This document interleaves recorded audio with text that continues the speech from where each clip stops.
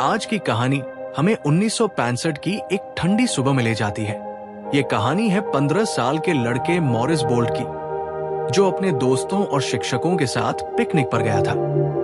लेकिन उनकी मस्ती का ये सफर अचानक एक दिल दहला देने वाले हादसे में बदल गया। ये घटना हमें सिखाती है कि रोमांचक जगहों पर सुरक्षा कितनी जरूरी है। 5 अक्टूबर 1965 की ठंडी सुबह थी। बेरिया के मेथोडिस्ट चिल्ड्रन होम के 16 बच्चे और 3 शिक्षक पिकनिक के लिए टस्कारो वेस्ट काउंटी के शॉन ब्रून गांव जा रहे थे। बच्चों में उत्साह चरम पर था, लेकिन रास्ते में उनकी बस का टायर पंचर हो गया। अचानक यात्रा की योजना बदलनी पड़ी। जल्दबाजी में यह तय हुआ कि सभी लोग हिंकले रिजर्वेशन में स्थित वाइल्ड कैट गुफा चलेंगे। वाइल्ड कैट गुफा उस समय एक अनजानी और रोमांचक जगह मानी जाती थी। हालांकि गुफा का कभी भी आधिकारिक रूप से कोई नक्शा नहीं बनाया गया था और इसके अंदरूनी रास्ते रहस्यमयी थे। वाइल्ड कैट गुफा बलुआ पत्थर की चट्टानों के बीच बसी एक रहस्यमय जगह है। इसका एंट्रेंस 15 फीट चौड़ा और 4 फीट ऊंचा था, जो दूर से देखने पर किसी काले दांतेदार मुंह जैसा लगता था। गुफा का बाहरी इलाका स्थानीय लोगों के बीच बेहद लोकप्रिय था, लेकिन अंदर छिपा हुआ इतिहास इसे और भी आकर्षक बनाता था। कहा जाता है कि ये गुफा कभी अपराधियों और भगोड़े दासों के छिपने की जगह हुआ करती थी। यही कारण है कि इस गुफा से कई कहानियां और किंवदंतियां जुड़ी हुई थी। गुफा के अंदर जाते ही एक बहुत ही पतला रास्ता मिलता है, जो लगभग 80 फीट लंबा है। इसे मुख्य सुरंग कहा जाता है। सुरंग के अंत में एक बड़ी झुकी हुई चट्टान दिखाई देती है, जो पूरे क्षेत्र पर छाई हुई लगती है। यहाँ से सीधे आगे बढ़ने पर एक बड़ा कमरा सा मिलता है।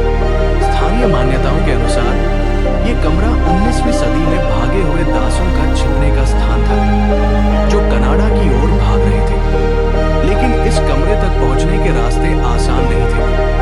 मुख्य सुरंग के आसपास लीनिंग रॉक नामक एरिया में कई अन्य रास्ते भी थे, जो बिना रोशनी या अनुभव के लोगों को आसानी से भ्रमित कर सकते थे, क्योंकि इन रास्तों का पहले कभी गहराई से अध्ययन नहीं किया गया था। इसलिए ये अनजान और खतरनाक थे। फिर भी 3 लोगों के एक ग्रुप ने गुफा में उतरने और उस प्रसिद्ध कमरे का पता लगाने का साहसिक फैसला किया।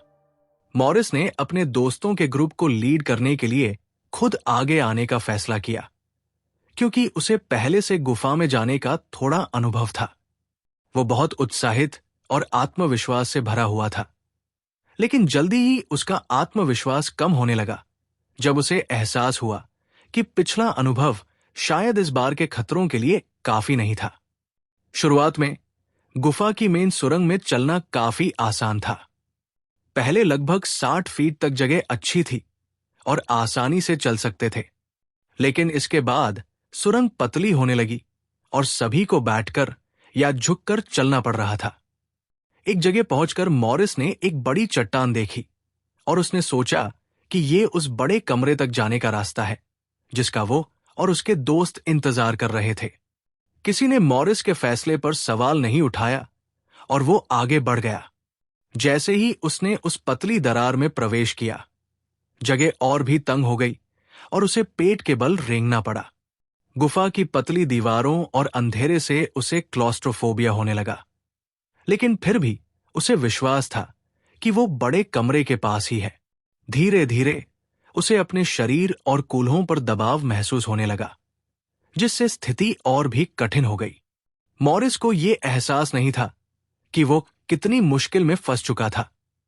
मॉरिस अंधेरी और तंग सुरंग में नीचे की ओर रेंग रहा था।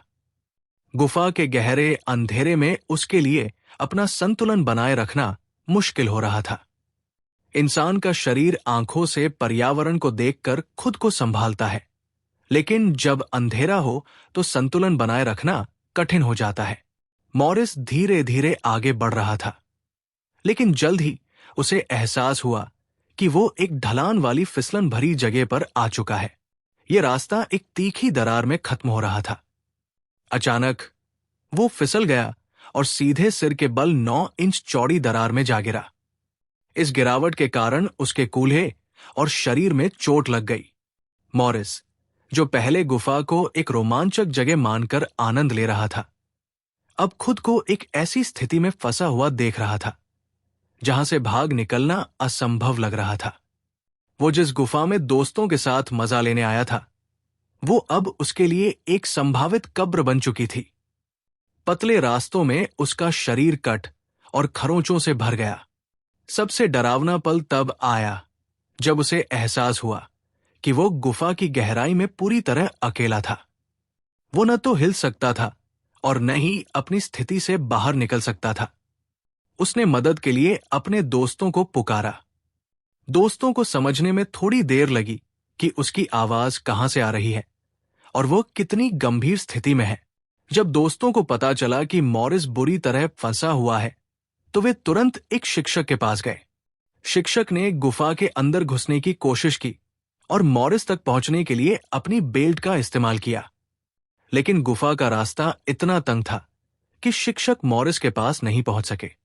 शिक्षक ने एक सुरक्षित जगह से अपनी बेल्ट मॉरिस की ओर फेंकी और उसे खींचने की कोशिश की।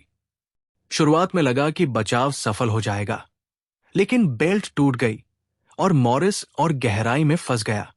अब मॉरिस को सांस लेने में भी दिक्कत होने लगी। ठंडी हवा और अंधेरे ने उसकी हालत और खराब कर दी। शिक्षक ने उसकी आवाज में डर और घबराहट महसूस की। मॉरिस बार बार किसी और को बुलाने की विनती कर रहा था। शिक्षक ने तुरंत पेशेवर मदद के लिए कॉल किया। सबसे पहले घटनास्थल पर फायर चीफ पॉल चोडोरा पहुंचे। उन्होंने वाइल्ड कैट गुफा में बचाव अभियान को लीड किया। गुफा में लाइट करने के लिए एक पोर्टेबल जनरेटर लगाया गया और मॉरिस तक ऑक्सीजन पहुंचाने के लिए पाइप का इंतजाम किया गया। यह घटना अब एक साधारण रोमांच से एक बड़े बचाव अभियान में बदल चुकी थी। गुफा में फंसे मॉरिस को बचाने के लिए बचाव दल ने हुक और पुली का उपयोग करने का फैसला किया, लेकिन गुफा की जटिल बनावट ने उनके प्रयासों को और कठिन बना दिया। गुफा के पतले रास्ते, तीखे मोड़ और अंदर की अंधेरी स्थिति ने बचाव अभियान को बेहद चुनौतीपूर्ण बना दिया। मॉरिस गुफा के प्रवेश द्वार से काफी अंदर फंसा हुआ था और हर पल उसकी हालत बिगड़ती जा रही थी। गुफा के अंदर की तंग जगहों और क्लॉस्ट्रोफोबिक माहौल ने बचाव कार्य को और मुश्किल बना दिया। बचाव दल को हर कदम बहुत सावधानी से उठाना पड़ रहा था, क्योंकि गुफा की संरचना के कारण किसी भी गलती से उनकी जान को खतरा हो सकता था और मॉरिस की स्थिति भी और बिगड़ सकती थी। बचाव दल ने कई रणनीतियां आजमाई। एक ठेकेदार ने 36 फीट पत्थर के बीच से ड्रिल करने की पेशकश की, लेकिन भूवैज्ञानिकों को डर था कि इससे गुफा में डायनामाइट फटने का खतरा हो सकता है। इस दुविधा के बीच रात हो गई और गुफा के बाहर तापमान गिरकर 30 डिग्री तक पहुंच गया। बचाव स्थल पर 200 से ज्यादा आपातकालीन कर्मचारी, स्थानीय दर्शक, मॉरिस के रिश्तेदार और पत्रकार इकट्ठा हो चुके थे। मॉरिस की कहानी पूरे देश में फैल गई थी। ये फ्रंट पेज की खबर बन गई और राष्ट्रीय टीवी चैनलों पर प्रसारित हो रही थी। रेडियो पर समुदाय से मदद की अपील की गई। इस अपील पर 5 फीट 2 इंच लंबी 85 पाउंड की नर्स एवलिन पिंकी पेटेड गुफा में मदद के लिए पहुंची। वो गुफा के पतले रास्ते में 5 फीट से अधिक अंदर नहीं जा सकी, लेकिन उन्होंने मॉरिस को करीब 3 घंटे तक सांत्वना दी और उसे हिम्मत दी, जब तक बचाव दल एक नई योजना तैयार नहीं कर सका। एक अनुभवी कैवियर, टेरी ब्राउन, ने एक नई योजना बनाई। उन्होंने गुफा की छत पर एक पुली सिस्टम का उपयोग करने का सुझाव दिया। बचाव दल ने इस पर काम किया और मॉरिस को खींचने की कोशिश की। वो सिर्फ एक कदम ही आगे बढ़ सका, लेकिन तभी एक पुली टूट गई और पुली के छूटने के बाद वो कुछ इंच वापस नीचे खिसक गया। बचाव दल के सामने सबसे बड़ी चिंता थी कि मॉरिस बेहोश न हो जाए, क्योंकि अगर वो होश खो देता तो खुद को खींचने में उसकी मदद न मिलने के कारण उसे बाहर निकालना असंभव हो जाता। पूरी रात बचाव दल ने मॉरिस का हौसला बनाए रखने की कोशिश की। उन्होंने उससे हल्की फुल्की बातें की। उससे पूछा गया कि क्या उसकी कोई गर्लफ्रेंड है, उसे वादा किया गया कि उसे बचने के बाद स्टेक डिनर मिलेगा। वे उसे 25 तक गिनने को कहते और फिर लौट आते, लेकिन समय बीतने के साथ मॉरिस के जवाब धीमे और उसकी आवाज कम होती जा रही थी। 24 घंटे से ज्यादा का समय बीत चुका था।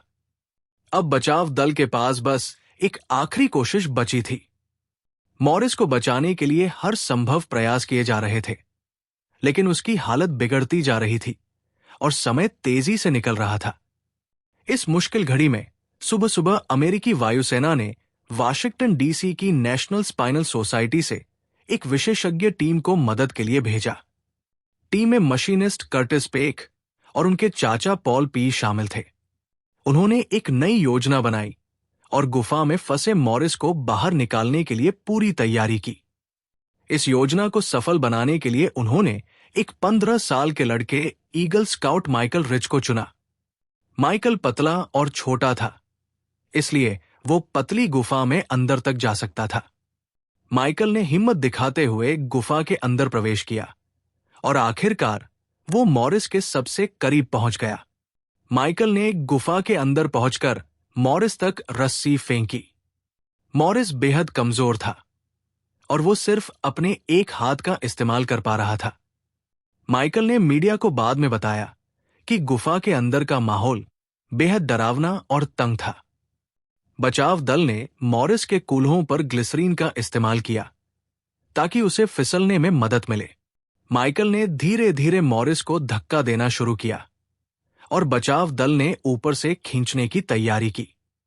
खिंचाव को कम करने के लिए मॉरिस के पैरों के नीचे एक लकड़ी का टुकड़ा रखा गया।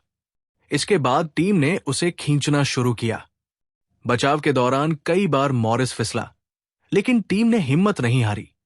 हर बार और जोर से खींचने के बाद आखिरकार मॉरिस को सुरक्षित बाहर निकाल लिया गया। जब मॉरिस को कंबल में लपेटकर गुफा से बाहर लाया गया, वहां मौजूद सैकड़ों दर्शकों ने तालियों और जयकारों से स्वागत किया। लगभग 24 घंटे की कठिनाई के बाद मॉरिस को सुरक्षित बचा लिया गया। बचाव स्थल पर मौजूद सभी लोग राहत की सांस ले रहे थे। मॉरिस को तुरंत एम्बुलेंस में ले जाया गया। डॉक्टरों ने बताया कि गुफा के अंदर ठंडे तापमान लगभग 60 डिग्री ने मॉरिस की जान बचाने में मदद की। अगर गुफा की दरार थोड़ी और खड़ी होती तो ये घटना शायद इतनी गंभीर न होती। इस दर्दनाक घटना के बाद पार्क सेवा ने फैसला किया कि वाइल्ड कैट गुफा को हमेशा के लिए बंद कर दिया जाएगा। डायनामाइट का इस्तेमाल करके गुफा के पिछले हिस्से को पूरी तरह से सील कर दिया गया ताकि ऐसी घटनाएं दोबारा न हो। अगर आपको यह कहानी रोमांचक और दिल को छू लेने वाली लगी हो तो वीडियो को लाइक करें और चैनल को सब्सक्राइब जरूर करें।